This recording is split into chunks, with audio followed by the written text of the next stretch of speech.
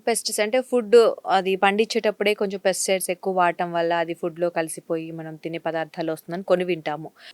రీసెంట్‌గా పార్లమెంట్‌లో గూడా దీని గురించి చాలా డిస్కస్ చేశారు. Adulteration of the food is one of the biggest thing in our society. Right. Adulteration అంటే ఏంటంటే, దాని కలర్ కోసం గానీ, దాని టేస్ట్ కోసం గానీ, లేకపోతే కొన్ని స్టోర్ చేయడం. చీప్ పదార్థాలు దాంట్లో కలపడం, దానికి రేట్ పెంచటం, వీటన్నిటిని ఏదైతే నార్మల్ ఫుడ్ కాకుండా ఎక్స్‌ట్రాగా మనం యాడ్ చేసి దాన్ని చేస్తామో దాన్ని అడల్ట్రేషన్ అంటాం మనం. ఓకే. హ్మ్. అడల్ట్రేషన్ ద్వారా చాలా ఇట్స్ ఎ బిగ్ మిత్.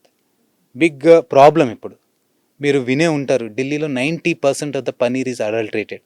హుహు. ఓకే. ఓహ్! ఆల్మోస్ట్ రీసెంట్‌గా ఈ రీసెంట్ పేపర్‌లో ఏంటంటే 2016లో చూసుకుంటే అడల్ట్రేషన్ మనం 100 ఫుడ్స్ తీసుకుంటే అందులో 10-15% ఈస్ అడల్ట్రేటెడ్ ఫుడ్. ఓకే. 2026లో చూసుకుంటే 25% of what you are taking is adulterated food.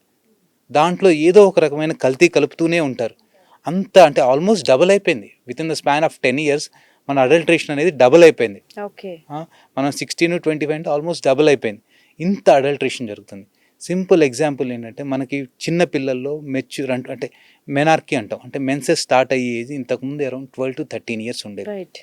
ఇప్పుడు కొన్ని రకాల హార్మోన్స్ కానీ, మిల్క్ తెగే వాటిలో హార్మోన్స్ ఉండటం వల్ల కానీ, వాళ్ళు తినే ఫుడ్ ద్వారా ఈవెన్ మీరు 9 ఇయర్స్, 8 ఇయర్స్ కూడా మెచ్యూర్ అయ్యే వాళ్ళు చూస్తున్నారు. రైట్. అంత చిన్న పిల్లలు వాళ్ళ సెల్ఫ్ కేర్ ఎక్కడుంటుంది? వీళ్ళ ఎర్లీ మెనార్కీ వచ్చిన వాళ్ళు వాళ్ళ బ్రెస్ట్ క్యాన్సర్ కానీ, ఎండోమెట్రియల్ క్యాన్సర్ ఇన్సిడెన్స్ కానీ ఎక్కువ ఉంటుంది. హుహు. హ్మ్. ఇంత అడల్ట్రేటెడ్ ఫుడ్ వల్ల మనకి చాలా వరకు ఎఫెక్ట్ అవుతుంది.